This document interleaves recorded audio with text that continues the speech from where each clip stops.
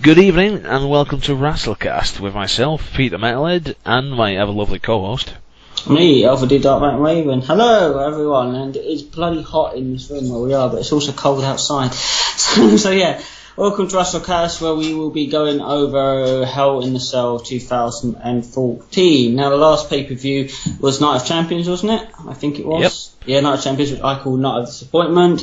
And I'm afraid that disappointment has kind of clutched itself to me like a ball and chain and followed me over to Hell in the Cell. We were talking a little bit about this before the podcast. I thought the pay-per-view was a little bit of a letdown, whereas my other partner here thought it was actually alright to watch, which is weird for him to say, but there we go. Oh yeah. So we're going to get literally right into this now. Right, well, you can talk about the pre-show or whatever, because I didn't actually know about that, so you can just chat about that. Yeah, this is the first month I'd actually not had the network, so watched it. It's on YouTube for free, not the pre-show, I think. Was it? I thought they stopped that on the YouTube thing. Well, when I brought up a stream of it, the stream led to YouTube, so... Oh, yeah, because I know they put the kick-off on YouTube, but I know since network come up, they stopped doing that, so maybe they kept doing that. Oh. Yeah, I'm guessing so, but either way, the network's coming out in England now, so I could do that. But yeah, they did, was it a Mizdow TV? I didn't watch that, I was just like, no, screw that. They did that on Main Event, actually, Mizdow TV. Quite funny. Go on. And then I skipped that, and I tuned in just in time for Mark Henry versus Bo Dallas, and I guess it was the end to the feud and whatnot. Well, because Mark Henry just squashed him in like 30 seconds flat, and then Bo Dallas runs out the ring like with Mike all hurt and like, you're too violent. Technically, that way it means I won. So I'm now 5-0 over you. It's like, what? Okay, this feud's dead, mate. You know, I won't bother trying. Well, yeah, I mean, Bo Dallas and fucking Mark Henry have had that, the little feud pretty much, where basically when he beat him, Mark Henry beat the shit out of him backstage. Yeah, that's totally what a face does. Yeah, exactly. Well, no, I mean, Mark Henry's turned heel now, hasn't he? What a shocker. Yeah, what a shocker, exactly. Which I'm actually okay with, because I think Mark Henry's better as a heel, so yeah. So the match was, literally 2 minutes long. He beat him, and then Bo Dallas just runs out, and that's pretty much what it was. Yeah, to be fair, last time when I used to watch it back in the day, when Mark Henry was face, he fathered a fucking he fathered a hand with a fucking 80-year-old woman. So and that hand came back. Yep, on Raw Raw episode 1000 back in 2012. My God, giving Mae Young and that gave birth to that hand. That was. I remember watching that on TV and just thinking, what the fuck? When that doctor went, it's a hand, and then when Mark Henry gave his retirement speech, he goes, no, not with Mae Young. So we had that. And then, do you want to take us through the opening match of the evening? Well, we should also talk about, they have the panel, don't they, where Renee Young talks with... Basically, the most pointless thing imaginable. They just, like, reiterate, is like, hey, this feud is happening tonight. Yes, it is. Who do you think will win? Probably one of them.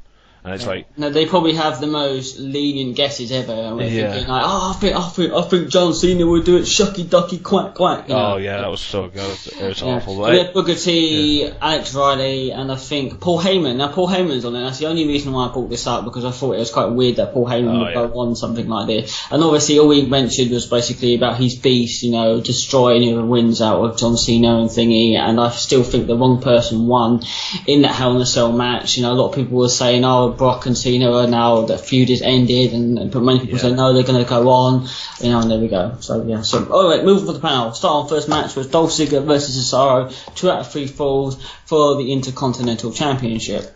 Yeah. Now, right away, this was a disappointment. Now, a lot of people are going to oh shit, my notes just went really weird. Hang on, give me 2 seconds. Right, a lot of people disagreed with me about this, because the only thing I thought was a letdown with this is the fact that Cesaro did not get a fall at all. Ziggler got 2 clean falls, which was a little bit annoying considering I'm a huge Cesaro fan. So I thought, they're going to do They're going to go typical one apiece, and then it's going to be basically the quick fall, then they'll get a quick fall, and the third fall will obviously be a long 20-minute match, what they usually do. But no, it wasn't that whatsoever. The match wasn't too bad considering, but it just had Ziggler get 2 clear falls over Cesaro, which is weird considering this was the first match for the Continental title, and it's not selling Cesaro very well for being champion, if I'm being brutally honest. So. Well, do you want to know why that happened? Well, of course, this is a speculation to dirt sheets and whatnot.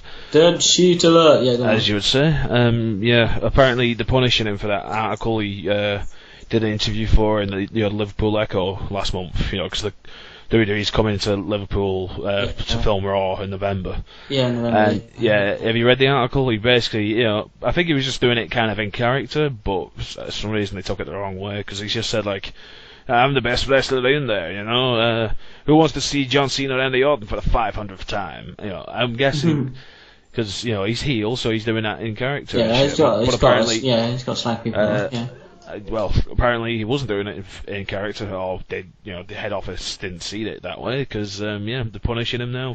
So they made him lose 2 straight falls, and although I've not seen it, I've seen clips of some stupid shit he was doing in bloody Halloween SmackDown.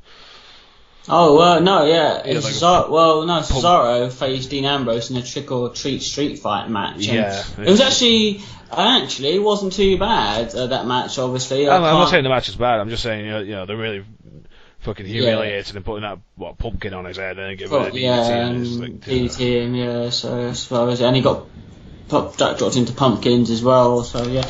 Well, I didn't know that. I have to say I did not know that they were. Well, of course, like you said, dirt sheets, you always got to take with a pinch of salt, because they may or may not be right.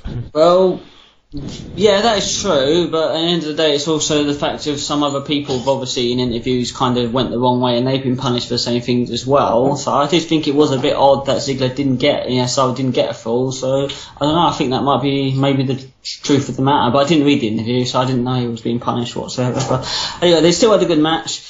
Regardless, they still had a good match. Ziggler was able to get the first fall, I think, within 2 or 3 minutes. You might maybe have written that down when he got the first fall. I don't know if it says that. No, because I thought, there's no point listing down the time to when the falls are, because, like you said, it should have been 1 fall apiece, and then, they do, should have been, yeah, exactly. All match to it, but then 2 straight falls, what's going on here? Exactly. So this match was my second most looked forward to match other than Dean and Seth, but again, I thought it was kind of meh. It sucks if they are punishing Cesaro. It does kind of technically suck, and I don't know if that means that he's not going to be a champion in the long run. I don't know.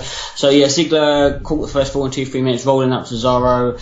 Then they basically fought at it again, which I assumed Cesaro was going to get another fall, but no, it didn't. It didn't happen. And I'm just reading through. Friday Night Raw, Ziggler works on Cesaro's arm through the match. Near fall kicks on Ziggler. Cesaro trying to put Ziggler away. And I spelled Cesaro so many times wrong when I've written it down. I've got literally 4 different spellings of the word Cesaro because I can't spell for my life. So I've got C-E-S-R-C-O, C-E-S-C-R-O, and God knows, man. I think it seemed like I'd been drinking when writing this down, but I hadn't. So Cesaro does a massive second rope suplex in this, which was pretty awesome. Wow, yeah, considering Ziggler again, how taking suplexes and stuff like that, it's amazing how they can get up literally the next day after landing for something like that.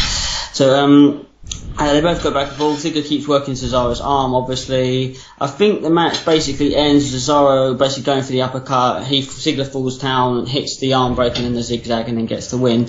So again, I thought it would have been a lot better, to be honest. I thought that could have been a lot better, and if they are punishing Cesaro for that, I suppose. But yeah, not a bad match. Do you have anything to add about that? Given the caliber of Ziggler and Cesaro, the type of matches they can put on. Yeah, it was a bit of a letdown, I'm gonna, it was. I'm gonna agree. Yeah, I'm gonna agree with him in the article. There was a meme, Adam Rose on Facebook saying it's see you in Orton time all the time. Which I thought was quite. Oh, you've seen it? Okay, I was gonna put that on your wall, but good job I didn't. But I've got to admit, at the end of the day, Cesaro does have a little bit of a point. When you see Cesaro and Ziggler, they've had amazing matches in the past. They are 2 talented wrestlers, and again, I've got my thoughts and feelings on Cena and Orton, which I'm not going to share here. I should, but I'm not, because I'm just going to get lots of hate. I'm not a huge praiser of John Cena, and I know nor are you. Orton, I don't really mind, but again, it's just 2 main eventers working the same match they've been working the last 10 years, which was Orton and Triple H was the same thing. So, it's time to step forward and let to new people do, follow in those footsteps, So, yeah. Right. So anyway, moving on, we go on to Nikki Bella and Brie Bella. So, tell you what, so the loser of this became the winner's slave for a month. It doesn't say the word slave, but it basically implies that basically they'd be a slave. So what did they say? It didn't use the word slave. Personal assistant. Personal assistant, that's it. I was going to say, if they became a personal slave for a month, then, basically, by legality, slavery is illegal in America, so... That is true, yeah. So, basically, whoever lost a match, they could just go, actually, I don't have to be your slave because slavery is illegal, bitch. Exactly, bitch, yeah. And I'm not trying to offend anyone by saying we're slave, it's just obviously, basically, the loser will be the person's bitch for basically a month, and they say personal assistant, and if the person doesn't like it, they can quit WWE. Now, instantly, I honestly thought Brie Bella was going to come out on top of this, but obviously she didn't. Nikki Bella won. And not a lot to say about this, but damn, these two probably had the best match I've seen between these two. It was downright pretty good for them, to be honest. I was genuinely shocked. You know how much I've hated the living fuck out of the program they've been having since SummerSlam. Before that, it was just, oh my fucking god, please let this fucking end. And yeah, I was quite surprised they actually put on a competent match. I wouldn't say I was blown away by it, but I was I couldn't bring myself to dislike it either. No, nor could I. I mean, I didn't after watching that. I thought, wow, the Bella Twins have actually put on something decent. Yeah, I just thought it was just going to be back and forth, hair pulling and screaming, but I thought no, it didn't work. I think Brie hits a lot of powerful, good moves, and then I think she does a suicide dive. Nikki hits a finisher and Brie kicks out. I think Brie Bella also does a really powerful drop kick. I mean, I think the match is only I'm not good at guessing time, probably 6 minutes long, typical Diva match, but it was still bang on. good. Bang on, 6 minutes 22, would I guess. Wow, well I guess, yeah. If I said the 22 minutes, you would have thought I'd looked it up, but no, yeah, 6 minutes, and then there you go. Obviously Nikki Bella hits a finisher again, so obviously Brie Bella becomes the personal assistant. You see later on during the show, obviously she asks her to get a smoothie or whatever, and then she ends up tipping it on her head or something like that. And it's just hey, you guys put on a half-competent match. Great, go back to your fucking god-awful promos. Yay. Yay. And then they do something on SmackDown where Brie was going to be in the Halloween Battle Royal dressed as Daniel Bryan, but then she said, no, you have to go picking up this well-expensive handbag that, is going to this country that's really far out, and you have to go in with a pube beard, which looked like a pube beard. So... Yeah, I've not seen that SmackDown, but I've seen that picture of her, dressed as Daniel Bryan, which I was like... I didn't know how to feel about it, to be honest. I was split down the middle. I wouldn't have said just like Daniel Bryan. All she really had, she just wore a yes top and just had basically a beard on her. Well, yeah, and she also had his shin guards going on as well. Did she? Oh, I didn't see that. Oh, it was like a picture backstage. It wasn't it wasn't like a still taken from the TV show. Oh yeah, exactly. Yeah, because you couldn't see her shins. You just see from the top half below. Not you'd want to anyway with Nikki's plastically fake tits. So yeah, wait, start with the noise. There it goes again. But I agree with what Pete said. Again, this whole SummerSlam thing, they built it up with those hugely awful promos about, I used Brie's lipstick, but I never told her, but now she does, those awful promos from Nikki Bella, I never told her that. It's just please just find a knife, find Jason Voorhees, find Freddy Krueger, find Michael Myers, and please do the world a favour, Don't leave out John Kramer, though. Oh yeah, and John Kramer, maybe even Predator, even get the Alien, get every, serial killer known to man, even Jacob Goodnight, get him in and fucking, just completely, do something with her, I don't know, stick the phone down her or something, whatever. Jacob Goodnight? Oh, fucking Kane's character from that god. Yeah, was you thinking that was him for a minute? Yeah, I was just Jacob Goodnight, who the fuck's that? I was yeah. Yeah. There was actually a good scene on SmackDown. There was you see basically the film Cena Over 2, which I've not seen, and you see Eric Rowan watching it with the mask on, and then Kane comes in, he sits down, Rowan pulls the mask up and looks at him and goes, "You scared me," pulls the mask down, and they both just end up watching it, which I thought was a bit freaky, but there we go. I might actually have to check out this Halloween SmackDown. It sounds passable for SmackDown. Yeah, it's not bad. I don't know if SmackDown did a Halloween thing last year. They usually do a Christmas thing.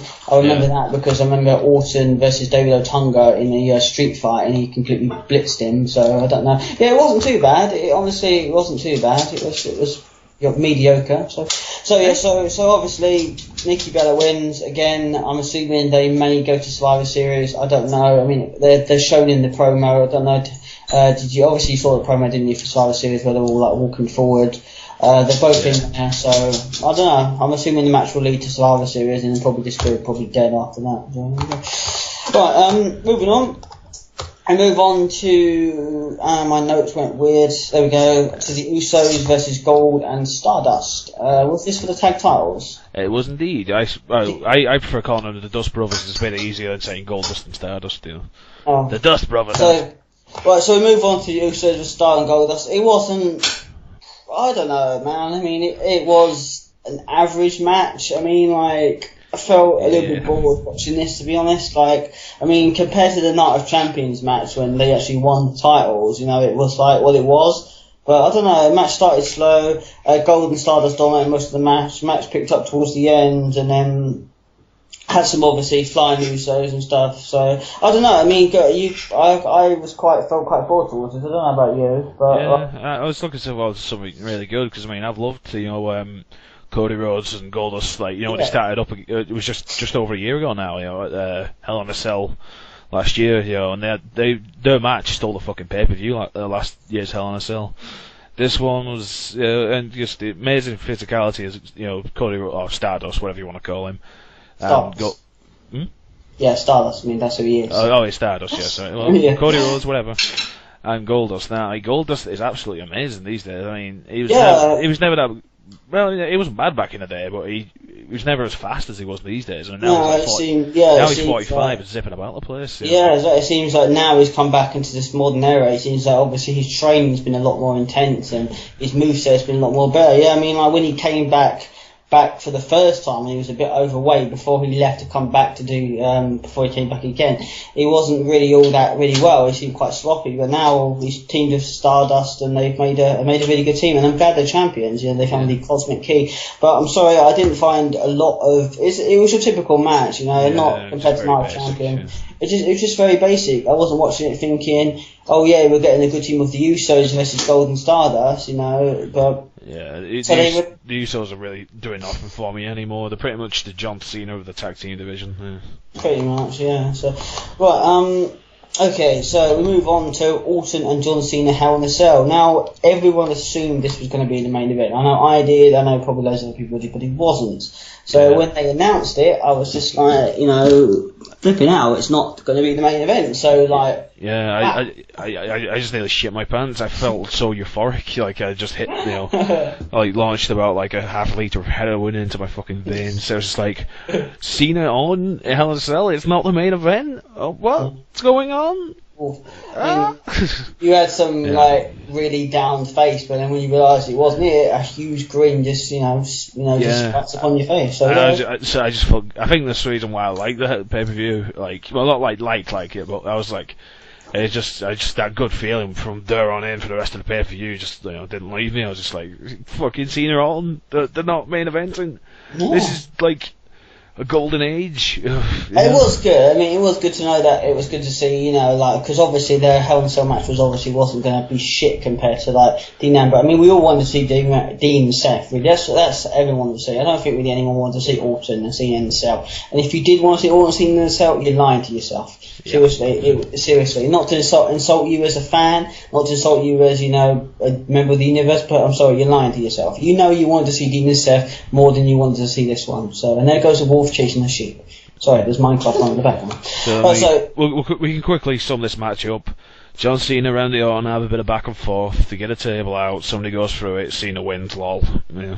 Right. Move on. Right. So somehow that filled up 25 minutes.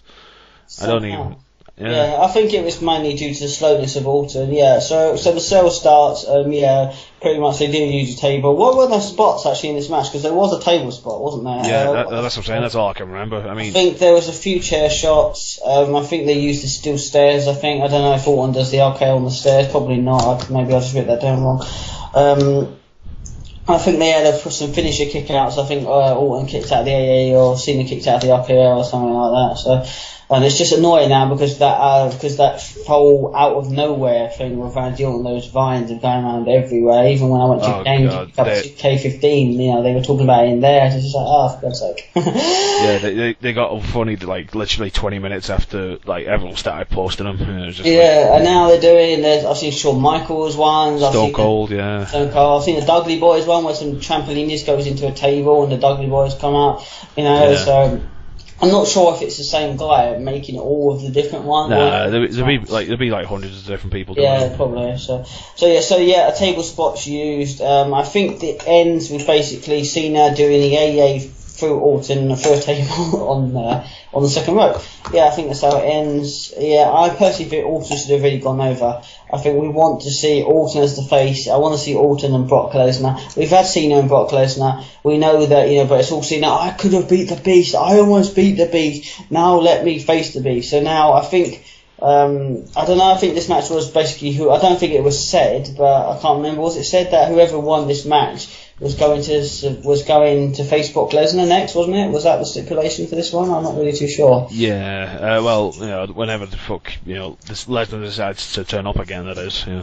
Well, don't shoot first. I'm reading that he's not turning up till January. Royal Rumble, fucking hell, that's ridiculous. Well, I thought it'd at least be Survivor Series, but no, it's like they're doing a program with like John Cena versus the Authority, you know, in a Survivor Series team. Just like, oh well, shit, great. Yeah, I hope there's no way they could like keep shit going on like past TLC. Like maybe Lesnar's got to turn up for TLC at least. It's got to, yeah. I mean, he's got to at least show up at some point. I mean, he can't just not.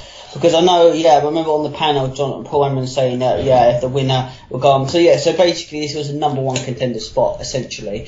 So, but, yeah, apparently, I think he's not coming back till January, apparently. That's when he's next rearing his ugly head, so I don't really know. So, anyway, so, yeah. So, All in Cell, same match. Wasn't really even that much of a match, realistically. The Cell didn't even really have a placement. It didn't feel like a Hell in a Cell match. It just felt Orton, Cena with a cage on top of them. They used the table, they used the chair, they used the step. Didn't need the Cell. I don't think they even used the Cell. I can't even really remember. But, you know, there we go. So, let's move on. Move on into... Well, yeah, you can talk about this one. We move on to Sheamus versus The Miz for the US title. Alright. Pretty much sum it the way the last match is like Sheamus defeated The Miz. That's it. There's nothing memorable in that match for me whatsoever. It was just like, hey, again, it was a competent match. You know, no seriously fucked up spots or anything like that. It's just they did each other. It's like, there you go. And you know, Sheamus wins, lol. You know. But what was quite, I was pissing myself laughing with because everyone's behind you know, this Damien Mizdow gimmick. I've not disliked it, but I've never been like. But every time I see it, every so often, you know, he's copying what he's doing in the ring. Sometimes it's funny, other times it's just like, what? After this match, I was fucking losing it. It was funny as fuck. You know, like Sheamus picks up the knocked out Miz and like starts waving his arms and like Sandal's like responds. Then Sheamus chucks Miz over and then like Sandal falls over and it was funny as fuck. It was funny as fuck. Yeah, I'm actually behind Mizdow. I would prefer it if Damien Sandow was on his own, personally, because I think the guy is a talented wrestler and everyone's going to think, oh, what, Damien Sandow? Yes, the man is a very talented wrestler. Regardless of what you think about him, he really is. Look at him before he came to WWE, you know, so, I think he's doing Mizdow really well. I like the way that he copies it. I love the fact he does moves, you know, outside the ring. I just think it's fun. Even the crowd, they keep saying, we want Mizdow, you know, and stuff like that. So, oh yeah, completely throwing this off while we're talking about Halloween SmackDown. There was a Dud Shoot alert that they were going to be doing Adam Rose and the Bunny at some point doing the tag team titles. And we had an Adam Rose segment backstage on SmackDown of him going knocking on doors and going trick or treat, yeah, whatever. And then you had an R-Truth one with a really weird haircut, the same haircut he's got on 2K15, come out and say, you know, like, oh, for God's sake, I'm being cold. Go away. Right. Yeah, so he came out and said, yeah, it's the Bunny, yeah, I love the Bunny, you know, he goes like, if you think about that, then maybe, like, the Bunny's overshadowing you, you know what I mean, like, people like the Bunny and don't like you. He goes, I'm not worried about that truth. So, yeah, they kind of, I don't know whether they're trying to split Adam Rose and the Bunny up, but if you watch the segment, you'll see what I mean. You have to watch to see what I mean, but it seems like they're kind of stirring the pot, you know, sort of thing. I don't know if they are. I mean, personally, I don't like the whole fucking bunny thing anyway. I liked it at first, but the fact is that it's been acknowledged more, and they've had Bunny Mania, I think, trending twice on Raw, I think. So anyway, yeah. Sorry, we were talking about SmackDown. Moving on. So so Miz and Sheamus again. You summed up pretty well. It was a pretty okay match actually. I rather enjoyed it more. I enjoyed it more than the tag match, but unfortunately, Miz didn't get the title, which was Sheamus, but the dirt sheet alert. Oh my god, so many dirt sheets alerts in this one. Is apparently Rusev is getting it because on SmackDown, I think Rusev did a promo. Sheamus come out, and that's going to be his challenger. And the spoiler is that Rusev going to take the US title. So yeah, so obviously we still have an Irish Cena as champion. Now I'm not. It seems stupid. They should have done that back at SummerSlam, and then Jack Swagger wins the title off Rusev. You know. Yeah, and then that would have been sold We the People even better than what it's been doing now. But again, you know, we're not part of the creative team, are we? You know, we don't exactly know what other people would enjoy. Instead, what we had was a flag match. The stipulation is if you win, you can wave your flag. Yeah, which that wasn't even said. The whole waving the flag after the match was not even said after one word. Even the commentators were highly confused about what the hell, you know, they were doing. You know, I don't even think the new guy knew what was going on. So, you know, there we go. Right. So yeah, us being English people who don't give a shit about American patriotism can actually book an American Patriot storyline better. Yeah, that's just really. I don't mind like the whole Russia, you know, versus America thing, you know. I mean, UK. As a person from UK, I watch it, just think, same old shit, because you know I'm not American. I can't, you know, get behind this storyline as much because I'm not American. I'm not Russian, but I'll still watch it. I'll still enjoy it. I'm not going to sit back and go fuck America, fuck Russia at the same time, you know, because I'm not like that. But I just think, you know, it would have been better to maybe get that title on Swagger and then, you know, get it on Rusev at the same time. But so I'm assuming Swagger, Rusev's going to get more heat. He's going to end up getting the belt. I'm kind of happy with that anyway, because people are supposed to use an axe and coffee chopping down a tree. Because I don't like Sheamus. I do like Sheamus, but I don't. He's just been a squash matcher for months, and I've said this in previous podcasts. He's the most pointless US champion in the history of US champions, and I was just trying to think the other day who else has had that belt more uses, more pointlessly than him. I don't know. Goldberg? Goldberg? Maybe. Obviously we're talking about like when it was originally back I'm talking about in the history of, I'm talking about any era, any year, you know, back when it was WCW, when it's officially, realistically at WCW. But, yeah, I suppose Goldberg, I guess, alright, I kind of a little bit forgot. You're talking about proper Goldberg, not Gilbert anymore. No, Goldberg. Gilbert had he was in the WWF, and also he had the light heavyweight championship.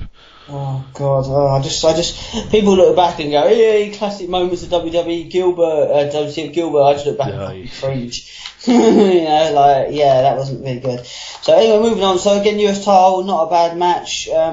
Obviously didn't have the outcome I wanted to. I don't even know why they're making the Miz go after the US title when he was just going after the Continental title again. It's just like bad booking for the Miz, making the Miz just go after two main mid-carder belts, but because he's got nothing really much better to do, to be honest, so they're just going to stick him after. You know, what should we do with the Miz next week? I don't know. What's Sheamus do? I'll book him in a match, you know, essentially. So, right, moving on. We had a any listeners to this, we may think that every time we do this, one of us is either hateful a lot towards this. It's either me, or it's either, you know, Jack with the Bella Twins, or me, or either Jack with the Bella Twins again.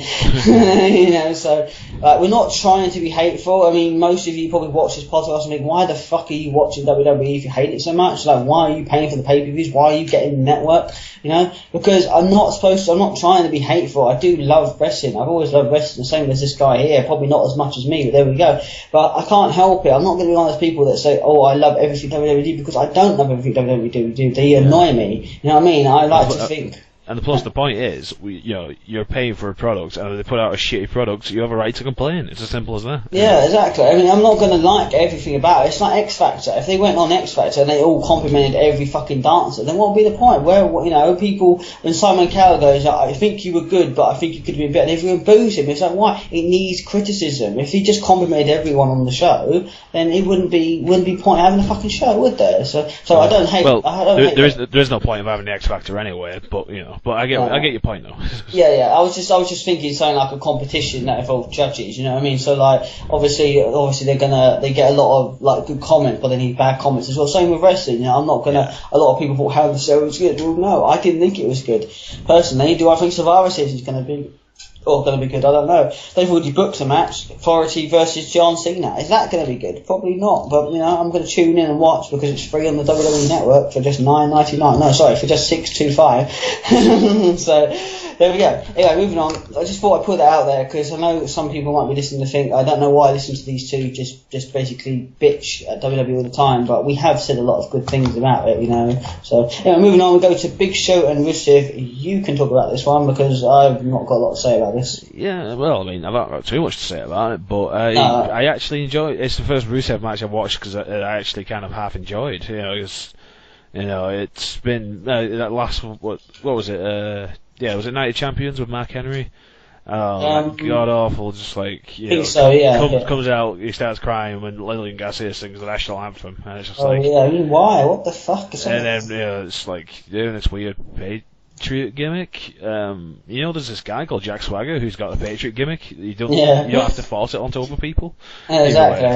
It's just go on. But yeah, it was fucking Big Show actually made Rusev look really good for a change, and not just like it made him look good by counting down to him, as everyone does. He actually put on like a bit of a half decent, big guy versus big guy match, which a lot of times doesn't work too well, but it worked pretty well with this. I'll tell you what, if you've ever seen Kane versus the Great Khali, my god, that never worked well. Oh my god. They had a match on fucking ECW, I think they did, a big four-way dance. They had Big Daddy V, rest in peace, versus Kane versus Khali, then I think versus Mark Henry, and you would have thought, oh my god, 4 big superstars at once. It was probably the most awful match to this date. It really was. It was like... It was bad, man. I mean, like you said, when you got Goliath versus Goliath, sometimes they're not always going to come out great matches. But you are right. I would agree I agree with what you said there. Yeah, they did actually make it look a decent match for Big Show, because I don't think Big Show's overly as good as he used to be, and there's not a lot he can do. But I mean, Rusev has to obviously try his best. I mean, this is a 7'4" giant, so obviously he's not going to go in there and just crush him like he would our Truth. He has to do what he can, and I think he worked on his legs. So I think the match started out with Big Show was dominating, making it seem, and then Rusev comes back and like working on the injured legs. We see Mark Henry come down. Trying to support his friend, and then we turn out later on, obviously Mark Henry betrays Big Show on Raw and slams him, and he tries to get some retribution the other week on Miz TV on SmackDown, but that doesn't work either. So they're doing, this weird thing, but the match wasn't too bad. I'm glad Rusev won, obviously. I'm getting a little bit sick of his undefeated streak at the moment anyway, but I suppose when you think about it, Rusev, for the type of gimmick he is, he needs some sort of undefeated streak anyway, because he's just beaten Big Show, he's beaten Mark Henry. There's not really many people that could probably put him in his place unless he went forward to Brock Lesnar at some point. I mean, do you think Rusev, because Rusev and Brock Lesnar in a match, would you think that'd be worth watching? I'm not sure, to be honest, but apparently the dirt sheet alert plans, blah blah blah. The plans for WrestleMania next year apparently is Cena versus Rusev, so I'm guessing they're going to keep the streak. If that match does happen, I'm guessing they're going to keep the streak alive till then, and at least Cena won't be in the main event, so that's always a plus. Yeah, I don't want Cena to end Rusev's streak though. It's always he's always doing everything, I'm surprised. I mean, I'm glad he didn't end the Undertaker streak. My God, I think I would have given up on wrestling. Let them given up on life if that had happened, So I think Rusev's on the way. He is a good wrestler. A lot of people don't like him. Oh, he's just some untalented Rusev. No, Rusev is a very talented wrestler. Just because WWE are giving him a job where he just wins all the time doesn't make him a shit wrestler. That's what I don't like about most fans. They just think, oh, he's just a fucking crush match all the time. Yeah, but look outside the box, It's a little bit more than just that. Rusev comes like you say, no Vince, I'm going to go out there and I'm going to lose to R-Truth tonight. I'm going to lose to Heath Slater, It's not going to happen, He has to control a gimmick. He's gimmick. I wouldn't admit the whole Russia versus USA thing. I've not been too keen on that, but because I'm a UK person, But there's not much more he can do. They gave him a fake medal, which again I thought was a little bit stupid, and just giving him other things, But yeah, it's a good match regardless. Okay match between Big Show and Rusev. I'm assuming we're probably going to get, I don't know if we're going to get any more Rusev versus Big Show matches now. I'm assuming it's going to be Mark Henry versus Big Show at Survivor Series. I'm pretty sure Big Show challenged Mark Henry, so he needs to just wait for the answer. So what about Big Show and Henry? Do you reckon they can do a good match or not? No. No. Sorry, there you go. I'm not going to go into it. Just I don't think so. You just don't think so? No. I mean, we've had Rusev, we've had Henry and Big Show matches before, rivals. So I mean, just go back again on the network, 625. You'll see some of the previous feuds they've had, and it wasn't good back then. So there we go. Right, moving on. Oh god, we move on to again another second Diva match. As I said before in previous podcasts, they're now doing 2 Divas matches on Raw, 2 on SmackDown, and 2 on pay-per-views. So second to last main event. Give me 2 seconds. Wow, do you want me to tell you? It's No, I know what it is. Yeah, no, sorry, my phone was going off. The match was Paige versus AJ. Paige versus AJ, and correct. In my opinion, this was probably the worst match Paige and AJ have ever had. I don't know why. Yeah. I honestly don't know why. I just couldn't get into this match. I wasn't feeling it as good as they could have been. It just felt... I don't know what it was. I was sat there, watching it obviously the next day because I can't be able to stay up and watch it all night. But I was watching it, sat there just thinking, okay, Paige and AJ, cool. It's probably going to be a good match. There's always 2 good matches these 2. I just thought when it ended, I just thought, wow, that's probably the worst match Paige and AJ have had. And it's not because they were botching or because it was drawn out. I had this weird feeling that this just didn't feel like a Paige and AJ match. It just felt it was like written last minute. To be honest, I don't know why. AJ dominated the start, Paige then dominated most of the match again. Again, back and forth like it normally is. But the crowd seemed pretty dead as well during this match as well. The crowd didn't seem to back Paige or AJ during this. I don't know whether they're just sick of seeing these 2 go at it. Why have I put Miss Fox? Paige goes outside of it. No, go on. Because Alicia Fox was Paige's manager, wasn't she? Oh yeah, true. Miss Fox gets her back into the ring after obviously thingy. AJ obviously turns over, hits the Black Widow, Paige taps out, and then Paige obviously showing Miss Fox, I hate you. I've always hated you, which is weird because she was like loving her on Raw or the next day, which is whatever. So yeah, but what do you think? What did you think of this match? Yeah, I was disappointed as well. I was looking forward to a decent AJ Lee Paige match because those 2, as AJ Lee said, she is the saviour of the women's division, or Divas division, should I say? Yeah. And Paige has been the new saviour of it as well, while AJ Lee was away, like marrying Punk and doing other stuff. I can't think of anything. Just doing that. Just having a period, doing anything.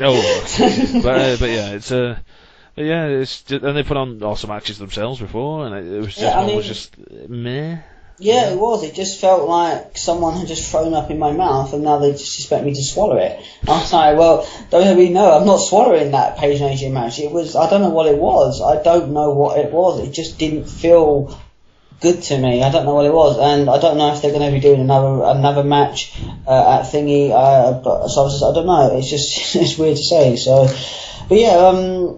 But AJ and Paige are obviously the 2 talented divas on the roster. I don't think they're going to get any better. Followed by Natalya. I think she's good, and sometime a little bit Alicia Fox. I think, regardless of what people say, I think she's an okay wrestler. She's had some pretty decent matches. She's had one with AJ, I think, on Raw, had one with AJ on Raw, and it turned out pretty well. So there we go. So yeah, right, and we move on. We move on to the main event. God, we move on to the goodness. This is the part where we actually praise it and we give ourselves Viagra and we got happy thoughts, now sad thoughts. So we move on to Dean Ambrose versus Seth Rollins in Hell in the Cell. And like I said earlier in the podcast, I think everyone was waiting for this match regardless. I think even like the younger generation, the older generation, everyone I think was waiting for this match. So this was Hell in a Cell, and this was a pretty fantastic match. It was a really good match. Yep. I enjoyed it all. The ending as well. I loved the ending more. Yeah, obviously, because both Bray Wyatt fans. So it was different. It was definitely different. This is obviously start of Bray Wyatt's push anyway. And again, he had that smoky lantern again on Raw. You just jumped on Iron. They had that smoky lantern on Raw. So no, he didn't. So the match starts off. Obviously, Dean Ambrose has the cane around him. And yeah, so he looks at the cell and thinks, you know what, I want to start on top. So he goes on top of the cell. And instantly I was like almost semi-erect as soon as he got on top of that cell, because I thought, wow, they're actually doing a match on the cell. And regardless, obviously, no one's going to fall through the middle, no one's going to get chucked off. You know, we're not going to see. I was calling because I was live chatting with a friend where we were watching it, and I kept saying about the pay-per-view because. It's like, they're obviously going to do a spot off the cell, and not like directly off, but like they're going to at least hang on the side and fall off or something. Yeah, exactly. We're not. And I was right. Yeah, exactly. You was right. Oh yeah, you didn't make any bets to this pay-per-view, did you? No, I'll do it for the main ones like WrestleMania, SummerSlam, you know. Oh, I thought you might have done it for most of them, but there we go. You should have made a bet seeing who was going to win, you know. That would have obviously maybe got some, maybe like 2p back or something. I don't know. The problem is if it ends in a whatchamacallit, you know, a dusty finish, you know, like neither person win or whatever. Well, then again, actually, Seth Rollins did win technically, but. But there you go. Either way, let's not talk about my gambling problems. I didn't say problem. You said problem. It's a problem. I gambled twice this year. I put a bet on WrestleMania, which I won, and a bet on SummerSlam, which I didn't. Obviously, it's a problem, but yeah, there we go. I reason brought it up because I know other people were talking about on the group on Facebook. I was talking about the gambling, the betting like thing, and people were putting bets on and stuff. Hell, I might even maybe do it one day, you know. So there we go. So obviously, we're never going to see the old Undertaker and Mankind again. The throw, that throw off the top of the cell was the one and only time they were ever going to do it. We're never going to see that ever again. So I've read some comments of, which I'm not going to name, from certain people, saying that they thought, you know, they're going to fly off the cell, he's going to throw him off and stuff. And I'm just thinking, no, you're an idiot. You know, you're the R word. I'm not going to say that word. Retard. Yeah. Okay, cool. All right, well, you go down that road. But I don't want to, be like that to people, because people need to think about things sometimes. Not want to do that. It's obviously at risk. Yeah, I know. Oh, they still jump at him. You know, so Dean gets on the cell. Seth Rollins comes down. He comes down with Joey Mercury and Jamie Noble again from the dirt sheets. It said that they were going to be used a lot more, and obviously that is. They obviously advised Seth Rollins to not go up the cell. He goes like, no, don't do it. So what does he say? You go up there. You go up and get him. Yeah. You typical heel, you know. You go up and get him. So they're obviously going like, wow, we're going to do this? You know, are we really going to do this? So they get up there. Dean Ambrose is loving this, by the way. He's out there. He doesn't give a fuck that two men are going to come get him. Two wrestlers are going to come get him, you know. He doesn't give a shit. He's got a smile on his face. He's a lunatic fringe, you know. I actually hate that fucking nickname. He's unstable, you know. Like, it's like, I still love that on Raw when he's giving away all these t-shirts and he goes, how dare they call me unstable?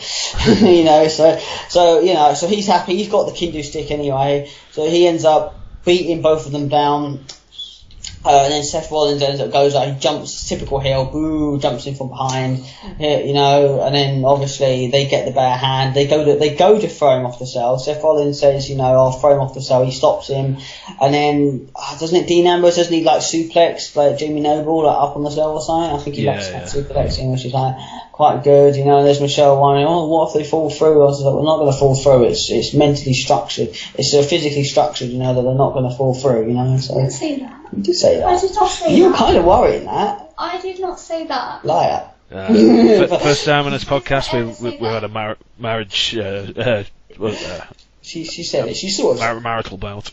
Marital bout, yeah. So anyway, so then they end up getting down, and then they cling off the side like Klingons, you know, like when you forget to wipe your ass off. They cling on the side. Sorry. No. So I'll just cut in over you there, Raven. Just like to say, but yeah, well, yeah, as you said, come down the side of the cell, because we had to restart because Raven was having technical problems. Mike kept cutting off, but yeah, so yeah, they land on the tables, the stretchers come out, you know, and it's all like, oh shit, they're really selling this well, and then like it was kind of obvious what was going to happen, you know, like literally as soon as they get like. I think Rollins went up first, via the stretcher, and then Dean Ambrose came up with a stretcher. He's like just immediately jumped up, and then he was like, "Screw you!" Grabs Seth Rollins' stretcher, wheels him back down to the ring, and then the match actually starts. Yeah. Because I was quite shocked, you know, because I've got the times of the matches here. Yeah. It says John Cena, Randy Orton 25 minutes, Seth Rollins Ambrose. 13 minutes. 13? Yeah, and I just realised, it's because the match technically didn't start till... Oh, yeah, I was going to say, yeah, technically, I was going to say, fucking hell, that didn't feel like 13 minutes of watching that. So. Yeah, it felt like a good solid half an hour or so. So, yeah, it probably was at the time. So, while they're hanging off the side, obviously, like, I think you said, one thing I want to say is that it was very weird when, obviously, he knocked Seth Rollins off, because you can deliberately see Dean Ambrose jumped as well at the same time, which looked, like, really weird. And because he's the lunatic fringe, Maggle. Yeah. Did you call it Margot? What? Maggle. Yeah. Maggle. Alright. That's the way JBL pronounces Michael, Maggle. Oh, Maggle. Oh, yeah, Maggle. Yeah, Maggle. Yeah. Oh, wow. Yeah, all that, yeah. So he falls off, and if you actually watch the table crash, Seth Rollins really hurts his back as well. Like he says, they get the stretchers out, obviously, and everyone's like, boo, this can't end, boo, and then obviously, right away you can tell that Dean Ambrose is going to get up and go, we ain't ending it here, we are not ending it here. So they get in, and the match officially starts. Let me just grab the notes for a second. Hang on. So what did they do actually in the match? I can't really remember. It inside spots. It was basically just mostly weapon based. That was right. Yeah. Awesome when Dean gets the chairs, bringing up the June incidents. When a Shield broke up, it's like, he yells out you stab me in the back, you son of a bitch. It's like whacks him with a chair and then problem is most of the, it wasn't a problem, but it was just a bit of back and forth, like Dean kicking the crap out of Rollins, then Rollins getting over a bit more, but then Dean just puts him back in his place, and then he goes under the ring and gets 2 cinder blocks. No. Before that happens, there's a bit more happens before that. That's the end spot. Obviously he sits down on the chair and starts beating him with the chair. He gets out a table as well, which is used, which Seth Rollins ends up running power bombs Dean into the table, which was into the cell. I totally forgot about that spot. That was brutal as well. I think they end up using the cage as well. I think Seth ends up grinding Thingy's face off the stage as well. So they did have a lot of good spots in this match, considering. I'm just reading through now. Sending into the cell. Both considering match starts. This is hang on 2 seconds. Chair shots, a few tables as well. Leading to Dean jumping. Oh yeah, that's right as well. Dean at a table outside the ring, lays Seth across it, and then he jumps on him with an elbow drop as well. So that was pretty good. Yeah, Dean also gets out a screwdriver as well, and I think he starts to screwdrive him, but obviously Seth gets out of that. Later we see Kane show up, ends up fire extinguishing. Oh yeah, I completely forgot about that. Yeah, it was just out on instead of the RKO from that one, it was like Kane out of nowhere. And he's coming to put out a fire out, Yeah. Rollins picks obviously Dean up, then slams him through the table in the cell. They fight more. Dean kicks out of. I've written down here. Dean kicks out of Seth Rollins' curb stomp, which must have obviously happened. Dean then hits Dirty Deeds, which is obviously the DDT Dirty Deeds, not the Fuss Dirty Deeds, and then hits Seth with the briefcase. Then obviously, that's what Pete was saying, he gets the cinder blocks, and now he's going to go and stomp his face into the cinder blocks to get him back. And now, before he goes to do that, the lights go out. Yeah, and the thing is, I was watching on the stream, because I don't have the network at the minute, but so it's launching tonight, so I'll get a hold of it again. It launching in the UK, I mean. Yeah. We'll go through that. And then I thought the stream was fucking up because I had some problems with it earlier in the night. You see, so I was like, oh fuck, this is he's about to curve stomp and the fucking stream's gone tits up, and then the chant starts it's a Bray Wyatt moment. Oh, that's cool. No worries then. He genuinely thought, oh my god, imagine if you weren't watching with the sound really minimal. My god, you probably would have refreshed it and looked for another one. Yeah, well, I was nearly considering that until I could still hear the audio going on. I was like, oh, hang on, it's probably. Yeah, and it was, what happened next was fucking awesome. Lights come back up, or at least they turned the camera back on, because obviously I think the audience can see what the fuck's going on, but... I think the lights do go out in the arena, it does go out, I've had that myself, they don't just turn the camera off, obviously, the lights do go out. They black out the camera for the live broadcast as well as turn the lights on. Turn lights on, exactly. Because obviously everyone's getting their phone out or doing flash photography, so so they can still kind of see what the fuck's going on. I'm assuming Dean was just hiding, Bray was just hiding under the ring or something, he must have got it away. So obviously, the lights go out, you hear this real, like, I don't know, you hear this weird, like, foreign kind of gibberish been saying. Lights come... I think it was reverse Latin, somebody pointed out on a forum. Reverse Latin, wow. I mean, Latin's hard to read as it is, but reverse Latin, wow, that's going pretty far. So time is I have no idea. But there you go. I mean, if that person knows Latin and he can read Latin in reverse, then kudos to that man there. It's fucking awesome. You know, when it comes back up, you see the lantern alone in the ring, and then like smoke just starts coming out of the middle of the ring with lantern, with that hologram projection going into it. Hologram projection, I can't make out what the projection was. It looked like Bray Wyatt to me, but some people have said it's Sister Abigail, and I've looked it back a few times, and I really can't make it out now. Could have been. I couldn't really make it out either. It looked a cross between a woman in a long dress or some sort of like ghostly ghoul, like kind of some sort of like ghost like thing, or some sort of like floating man or something. Yeah. So I'm assuming it's supposed to be Sister Abigail, because obviously. Yeah. And Dean Ambrose was like, "Are you gonna call?" Yeah, exactly. But of course, got the cell in the ring. The Ghostbusters couldn't get in the ring, you know. But I mean, yeah. So they have this Bray Wyatt's obviously a big dramatic return. We've seen these solo promos for all three of them going over the course of 3 fucking weeks now. I was bored of seeing these bloody promos. You know, so finally Bray Wyatt comes back. This is the solo one of Bray Wyatt. He's already got a new theme, the Smoky Lantern, which I'm assuming was Sister Abigail.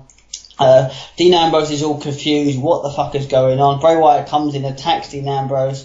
He doesn't do the Sister Abigail. He does some sort of powerbomb. Seth Rollins covers him. Seth Rollins wins the match, obviously, and then he hits Sister Abigail, and then obviously it ends with Bray Wyatt. Thing. And I thought a few people didn't like that, but I thought it was fantastic. I thought having Bray Wyatt come back was good. You know, we already had a great match with Dean and Seth anyway. Having a clear winner probably wouldn't have been that interesting to watch. So having Bray Wyatt's return, so I'm assuming, you know, Seth Rollins on Raw said, "I'm done with Dean Ambrose now." So obviously we're going to get a Dean Ambrose and Bray Wyatt feud, which obviously we know is good because any one of the members doing the Shield versus the Wyatt family, we know they had great matches there anyway. So yeah, so a good finish, a really good finish to a really good match. I enjoyed the match. It had some good table spots, some good chair spots. This match felt like Hell in a Cell. It honestly felt like what Hell in a Cell should be, whereas Orton and seeing this match just felt like I probably should have fell asleep. You know, so it didn't really feel overly that bad. So what would I give the rating? I would give WWE Hell in a Cell 2014, I'd probably give it a 5 out of 10. 5 out of 10? I'd go for 7 out of 10 myself. 7? Okay, that's pretty cool. Yeah, 7. I gave it 5 because. But like I say, I don't know whether it's just because I actually enjoyed the pay-per-view or it's just, you know, I was just so like ecstatic about Cena and Orton not being the main event that, you know, and Bray Wyatt turning up in an awesome way. In fact, Bray Wyatt's return probably nips up a little bit. Otherwise, I probably would have given it about 4. Don't get me wrong. I mean, I was a bit annoyed that we didn't have I was hoping Ambrose would win. Then, you know, this rivalry could be over, but obviously what they're going to do, they're going to keep all of it, probably wait till WrestleMania to finish it off properly. Yeah. I think the rivalry's actually ended, man. I mean, like... No, that's like the hottest rivalry they've had all year, so they're going to, apart from maybe Daniel Bryan, but they're basically going to, it's obvious, that's why they gave us a dusty finish with Dean Ambrose didn't win at all. Yeah. They did it with Daniel Bryan last year, you know, with Bray Wyatt, you know, put him in a program for a couple of months just to and that was it, that's true, but I don't know, I mean, Seth Rollins on Raw said he's done with Dean Ambrose, he's done with him, he's proven everything he needs to, which that's just him saying, alright, that's probably him just being a cock tease, you know, just like saying, I'm done, you know. But that's basically him saying to the audience, we're not doing the Seth Rollins, Dean Ambrose rivalry, at least for a month or two now, so. I mean, if they had a match at WrestleMania, I'd fucking welcome that, honestly, I think that would be a really good thing,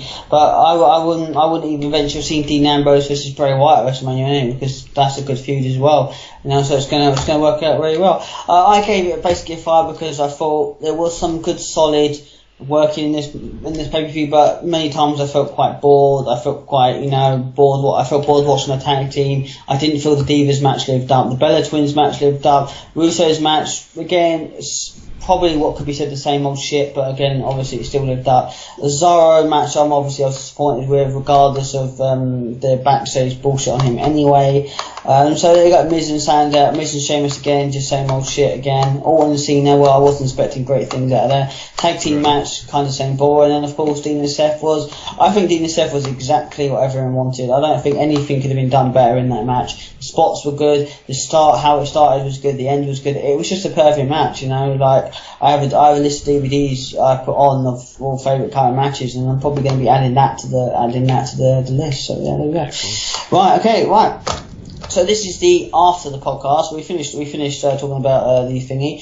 So now we're going to talk about a few little more things before we go. I'm just going to check the time very quickly. We're at 50 minutes, so we're going to have to be fast. Right, so 3 other things. Next thing, we did say about going on a break for Survivor Series. Apparently that is now not going to happen. We will be doing Survivor Series and probably TLC as well. I'm not going to explain why, because obviously it's Jack's personal life. But yeah, so we will be... Who's the Jack person you talk of? I am Pete, the metalhead. Alright, Pete, whatever. But yeah. Yeah, so we are going to be here for that, so that's good to know. I was going to take down notes anyway. Right, the WWE app, the WWE Network, is launching tonight. It is now Monday the 3rd of November. It's launching tonight. When this goes up on YouTube anyway, it probably won't be Monday anyway, so it would have already launched. It's already been launched, but obviously it's launching tonight anyway at 8 PM. So that's going to be good. That's something to look forward to. Hopefully it will be. They've said that they're giving us Survivor Series for free. Excuse me, my voice is going funny. They've also said that the Xbox 360 and the consoles are not getting it to November later on, November 16th, which kind of a little bit sucks, but you know, but there we go. I've got a laptop and obviously you've got a computer anyway, so there we go. So the question is, do you think we're going to have all the content that the US one's got, or do you reckon we're just going to be stuck with some, you know, I mean like... apparently we are going to have it on an over-the-top basis, as they call it, but well, I think because they're having the reason why they took so long, because they're having like problems with Sky, because I think Sky was like, nah, you can't do this, motherfucker, you know. Yeah, I know they had problems with it, but they've sorted that out now, apparently. Yeah, so now we're going to get a proper over-the-top basis, hopefully. Well, we'll find out in an hour's time, won't we? So, yeah. In an hour's time, fuck me. Well, apparently it's just go on the WWE website and sign up, or any normal person will do that, but as long as it should be alright, as long as it doesn't turn out to be, you know, they say it's going to be awesome this, and then it turns out to be a pile of shite, like WWE 2K15. What a shock. It's not a pile of shite. It's it promised all these awesome new things, and the last gen version, they've cut out everything that they've promised. It's worse than 2K14. Okay, alright, fuck it. Right, I don't care if the podcast goes over. Right, fuck it, we have the podcast. Right, I want to talk about, I want to get something off my chest about people who've been criticising this game to fucking shit, and you've just kind of backed up what other people have said. But a little bit agree with me, I would agree a little bit. Did you just say no? I said yeah. Oh yeah, fuck you. No, a little bit, I would agree with a little bit of what you just said about the whole, like, they've completely cut everything off for the last gen. Yeah, I'm not happy about that. Anyway, before we go into that, the reason, I'm not condoning the network won't be good. It will be good. I'm more aligned about the 8 PM website. Millions of people are probably going to be trying to sign up at the same time. The servers are probably going to go crazy, as it is anyway, so, yeah, so screw that. Another thing I've read, apparently Daniel Bryan does not need another surgery on his neck. Apparently, does not need another surgery. He was set for a January return, that was then pushed back, but now apparently he's good to go. So again, he's not said anything, no obviously return dates have been said still, obviously, but apparently he doesn't need a second surgery, so I'm thinking Royal Rumble surprise return, maybe? Please, I really hope that's the case. That'd be awesome. Maybe even winning the Royal Rumble, because I don't think he's won one, so get it back in the stride. Yep, hopefully Royal Rumble return. I think it's obvious at really this point anyway. If he wants to come back before, then that's good, but WWE is quite a little bit suffering about him at the moment, you know, so again, bad news Barrett again, apparently he's set for a November return, apparently his arm is doing a lot well anyway, so he's set to come back. Right, now, this 2K15 thing, right, now I'm assuming you haven't got the game, have you? No. I just I've seen all the videos on the interwebs, and also reviews by actual websites and shit, not just people's hearsay. Yeah, I mean... And it's just I only discovered about a month before it was supposed to be released. Because I had a quick look on the WWE 2K15 website, and I was like, there's all new NXT, career mode. You start with NXT and go to the main roster and all this stuff. Yeah. All this awesome shit they've been promising. I was like, cool. And it said PS4 and Xbox One only. I was like, Yeah. I was like, qu'est-ce que c'est? Yeah. Now I knew about that anyway before it even come out. I knew that we were going to get something a little bit different. Apparently, that the NXT one they were going to use claws on the Xbox One version, and obviously not the 360 version. I was like, okay, fine, whatever. But what I'm pissed off about is, they have pretty much everything that gives 2K15 a boner. They've just pretty much just given the 360 version and the PS3 version erectile dysfunction. They've taken away a lot about it, but I'm not saying the game is shit. The game is actually not too bad. It's not just because it's had all the cool stuff taken away doesn't mean it's a terrible game. Trust me. And if you played the game yourself, you probably may or may not agree. I don't know. Did you play 2K14? I did, and the problem with that is I really like 2K13, and I realised I was just playing the same bloody game. With, a little bit. And that was the problem. That's why I've been waiting for fucking.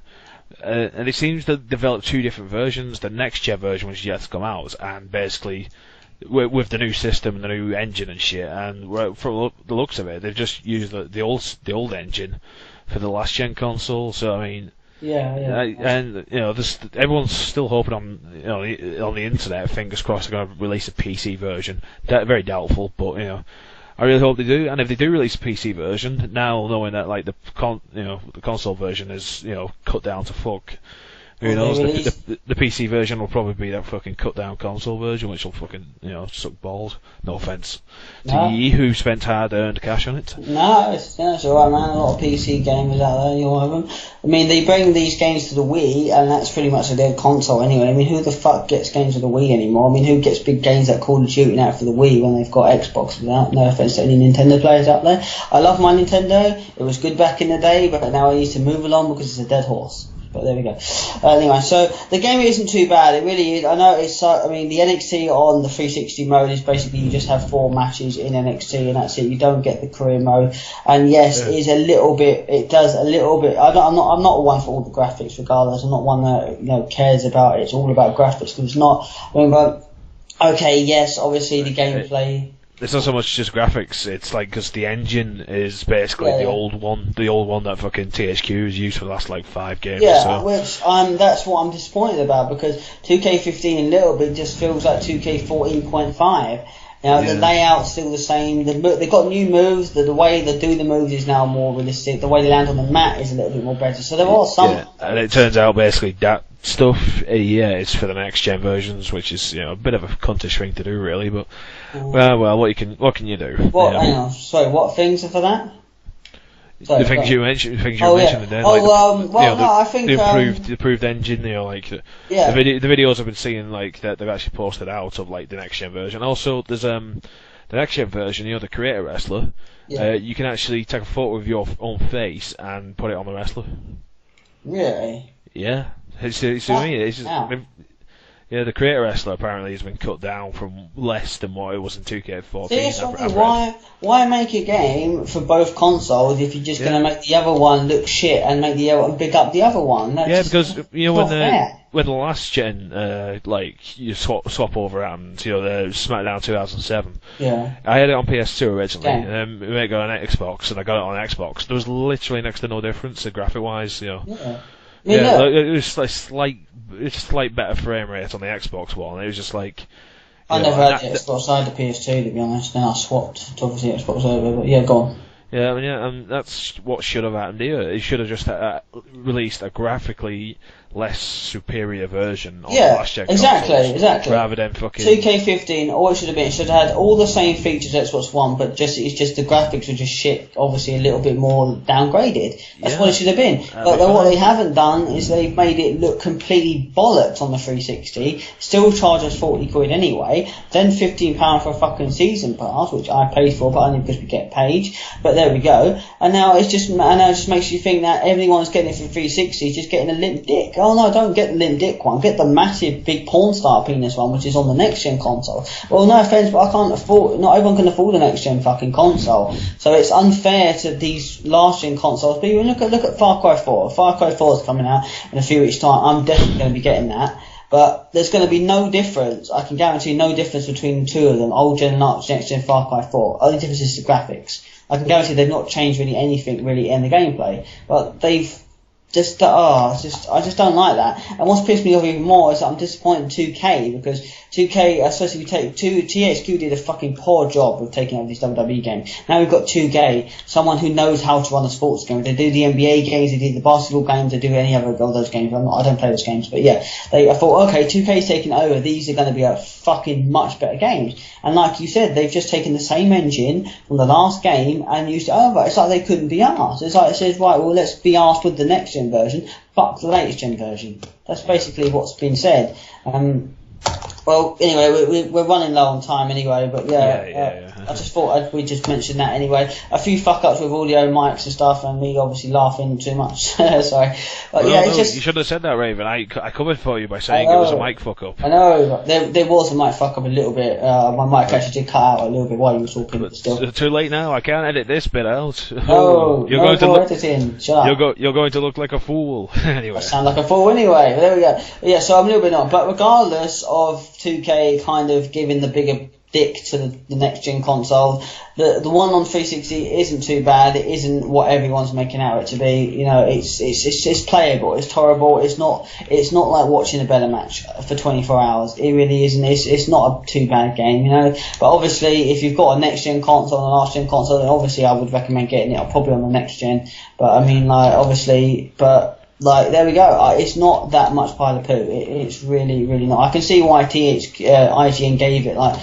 a 6 or 5 point out of 10. I can kind of see why now, but there we go. It's not that bad. Anyway, thank you everyone again for leaving in. Like anything we said about anything tonight, please, like, favourite, do whatever, comment us, them. Thank you for listening in. This has been obviously our thoughts and feelings on Hell in a Cell. We will see you again for Survivor Series, isn't it? And when is that? Yep. I'm not sure the exact date of it. We can safely assume 4 weeks after Hell in a Cell. So so it's pretty much soon. We're getting it for free. Well, any new network members getting it for free. So hopefully me and Pete will be watching it for free. So that's just all to get. So that'd be good. Yeah. Yeah. So we'll see you all then. Take care. Take care. Bye bye.